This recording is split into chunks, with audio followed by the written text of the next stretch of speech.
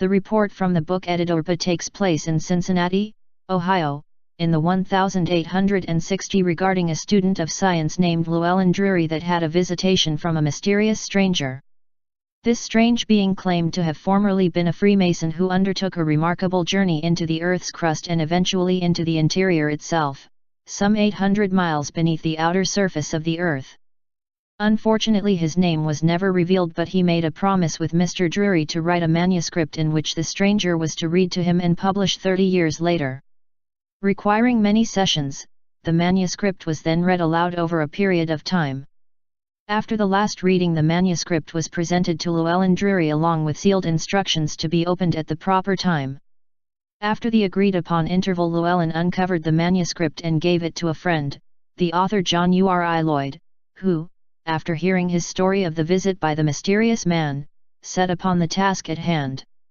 Also, as the being instructed, he hired an artist, J. Augustus Knapp, to illustrate the volume.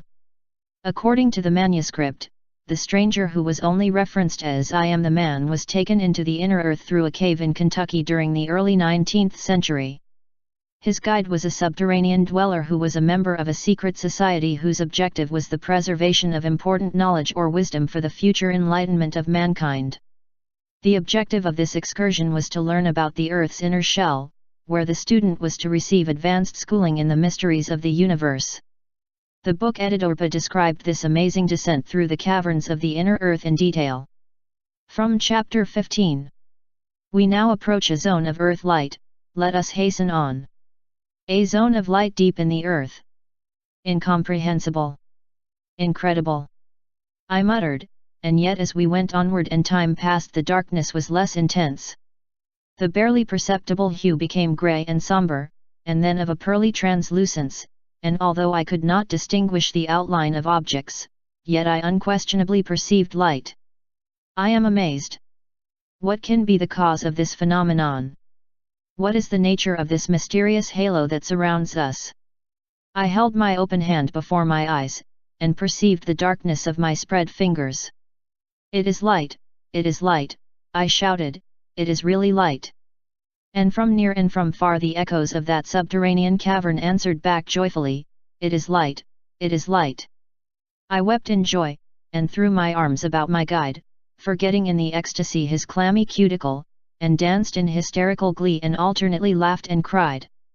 How vividly I realized then that the imprisoned miner would give a world of gold, his former god, for a ray of light. Compose yourself, this emotional exhibition is all evidence of weakness. An investigator should neither become depressed over a reverse, nor unduly enthusiastic over a fortunate discovery. But we approach the Earth's surface? Soon I will be back in the sunshine again. Upon the contrary, we have been continually descending into the Earth, and we are now 10 miles or more beneath the level of the ocean. I shrank back, hesitated, and in despondency gazed at his hazy outline, then, as if palsied, sank upon the stony floor, but as I saw the light before me, I leaped up and shouted. What you say is not true, we approach daylight, I can see your form. Listen to me, he said. Cannot you understand that I have led you continually down a steep descent, and that for hours there has been no step upward?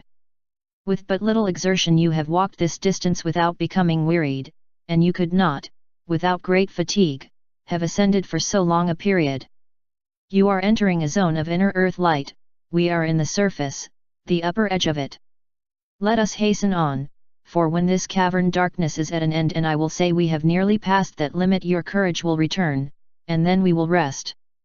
You surely do not speak the truth. Science and philosophy, and I am somewhat versed in both, have never told me of such a light. Can philosophers more than speculate about that which they have not experienced if they have no data from which to calculate? Name the student in science who has reached this depth in earth, or has seen a man to tell him of these facts. I cannot. Then why should you have expected any of them to describe our surroundings? Misguided men will torture science by refuting facts with theories, but a fact is no less a fact when science opposes. To learn more about this amazing story, read full book following a link below this video.